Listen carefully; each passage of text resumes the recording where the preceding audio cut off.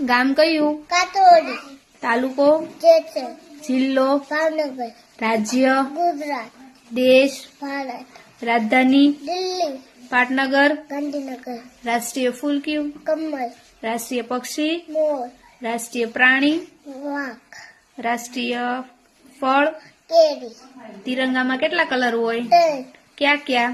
કેસરી, સફેદ, લીલો. વચ્ચે શું હોય? અશોક ચક્ર. એમાં કેટલા આરા હોય? 24. ઋતુઓ કેટલી છે? ત્રણ. કઈ કઈ?